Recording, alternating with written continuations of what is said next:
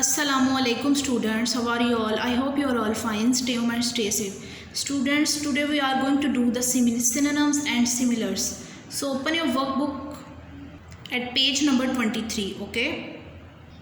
First I will tell you about synonyms और similars. अब आप लोगों ने पहले पढ़े थे एंटोनियम्स यानी ऑपोजिट्स, ठीक है, जो कि एक वर्ड का उल्ट होता है. जैसे अगर डे है तो उसका ऑपोजिट होगा नाइट. अब आप लोगों ने ऐसे वर्ड्स पढ़ने हैं जिनका जो मीनिंग होगा वो भी सेम होगा, ठीक है. देखिए, वर्ड्स विद सिमिलर मीनिंग, ऐसे अल्फाज जिनकी मीनिंग मानी एक जैसे होते हैं टू अनदर वर्ड, ठीक है.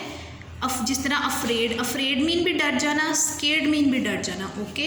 जिस तरह हो गया ह्यूज, ह्यूज मीन भी बड़ा, बिग मीन भी बड़ा, ठीक है. जिस तरह स्मॉल, स्मॉल मीन भी छोटा, टाइनी मीन भी छोटा, ओके. तो ऐसे वर्ड जिनका जो मीनिंग है, मतलब है आपस में एक जैसा हो, सेम हो, तो उन्हें हम क्या कहते हैं? सिनोनिम्स कहते हैं और सिमिलर्स कहते हैं. ये डेफिनेशन को आप लोग अंडरलाइन कर लें, ठीक है. अब ये देखें, हम एक्सरसाइज पे आ जाते हैं. Change the underline word to its synonym. ये आप उन्होंने कुछ सेंटेंसेस लिखे हैं, उनमें आप उनके कुछ वर्ड्स को अंडरलाइन कर दिया. अब उन्होंने क्या, इस टेबल से आपने इन वर्ड्स के सिनोनिम लेके आगे लिख देने हैं, ठीक है. अब ध्यान से देखें, आपने करना है. नंबर 1 देखिए, can you please close the door. Close का अंडरलाइन किया हुआ है, इसलिए हमने क्लोज का सिनोनिम लिखना है. तो क्लोज मीन बंद करना, ऊपर से हम देखेंगे शट, शट मीन भी बंद करना, तो हम यहाँ शट लिख देंगे, okay. Number 2, it is cold outside so I need to put on a cat. Cold ठंडा, चिली ठंडा, तो यहाँ हम चिली भी लिख देंगे. Number 3, in the library we are not allowed to yell. Yell mean चीखना, शाउट मीन भी चीखना, चिल्लाना, तो हम यहाँ शाउट लिख देंगे, okay. Number 4, the bird flew over the tree. Over ऊपर, अबव ऊपर, तो यहाँ अबव आ जाएगा, okay. Number 5, we honour Major Aziz Bhatti for his courage. Courage mean बहादुरी, ब्रेवरी मीन बहादुरी, okay.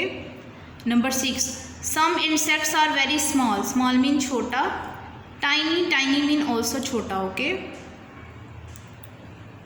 Number 7, I did not go to school today because I felt ill. Ill mean बीमार, sick mean बीमार, okay. Number 8, my older sister help me in begin my homework. Begin mean शुरू करना, start mean शुरू करना, okay. हम start लिख देंगे. Number 9, learning to tie up my shoes is very hard. Hard mean मुश्किल, difficult mean मुश्किल, okay. Number 10, the postman delivered a big box. Big, तो यहाँ से हम देखेंगे क्या होगा, लार्ज हो जाएगा. बिग मीन भी बड़ा, लार्ज मीन भी बड़ा, ठीक है. आप लोगों को समझ है, इस तरह आप लोगों ने लिख लेने हैं. Now come to the next page. Now we are going to do the comprehension paragraph. आपको पता है पैराग्राफ आपने अच्छी तरीके से पढ़ना है, फिर आपने क्वेश्चंस के आंसर्स करने हैं अकॉर्डिंग टू द पैराग्राफ, ठीक है. मैं पैराग्राफ पढ़ रही हूँ. Let's start reading.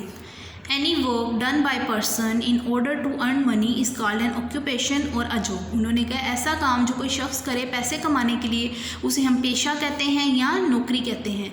People follow different occupation. लोग मुख्तलिफ पेशे अपनाते हैं. अब्दुल रहीम इज़ अ वीवर इन कराची. अब्दुल रहीम कराची में बुनने वाला है, बुनाई करता है. बुनाई बच्चों ये होती है कि कपड़े पे डिज़ाइनिंग करना, कढ़ाई करना, उसको हम बुनाई कहते हैं, okay. He weaves beautiful silk cloth on loom. वो लूम कहते हैं कपड़ा बनाने वाली मशीन, उसे खड्डी भी कहते हैं, ठीक है. उसके ऊपर वो रेशम का कपड़ा बनाता है, बुनता है, okay. He sells the cloth in the market. वो बाज़ार में कपड़े बेचता है. Sometimes his son Zishan helps him too. कभी कभार उसका बेटा जिशान भी उसकी मदद करता है. Jamawar is a famous weaved clothes in Pakistan. Pakistan में सबसे ज़्यादा मशहूर बुनने वाला कपड़ा है Jamawar, okay. Iqbal and his wife live in Kashmir. Iqbal और उसकी बीवी कश्मीर में रहते हैं.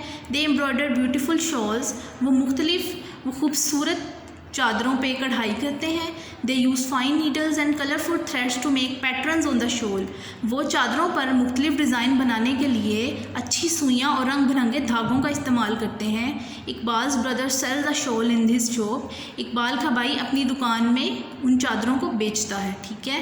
पैराग्राफ आपने पढ़ लिया. ये डिफरेंट ऑक्यूपेशंस के बारे में और कुछ लोगों के बारे में बताया जो कि वीवर हैं, बुनाई का काम करते हैं, ठीक है. अब आपने क्वेश्चंस के आंसर करने हैं. देखें, फर्स्ट क्वेश्चन देखें, what is an occupation. Occupation क्या है, ऊपर आपने पढ़ा, मैंने ऊपर भी आंसर का निशान लगा दिए और यहाँ भी लिख दिए. Any work done by person in order to earn money is called an occupation, okay. Question number 2. Where does Abdul Rahim lives? As you have read in the paragraph, Abdul Rahim lives in Karachi. चलिए question number 3. Who sells cloth? Abdul Rahim sells cloth. Abdul Rahim कपड़े बेचते. ठीक है, मैंने इस paragraph पे भी आपके आंसर्स के निशान लगा दिए हैं. नेक्स्ट क्वेश्चन पे आए. Who lives in Kashmir? कि कश्मीर में कौन रहता है? आपने यहाँ पढ़ा था Iqbal and his wife live in Kashmir. Okay. Question number 5. What does Iqbal use to make pattern? Iqbal जो है मुख्तलिफ डिज़ाइन बनाने के लिए क्या यूज़ करता है? आपने पढ़ा था fine needles and colourful threads. तो आप यहाँ इस तरह लिखेंगे he uses fine needles and colourful threads to make pattern. ठीक है, समझ आइए. आपने इस तरह क्वेश्चंस के आंसर लिख लेने हैं. Now come to the next page for creative writing. Today our topic is my room means मेरा कमरा. ठीक है, मेरे कमरे के बारे में, आपका जो भी कमरा है घर में, आपने उसके बारे में बताना है, उसकी डिटेल्स बतानी है.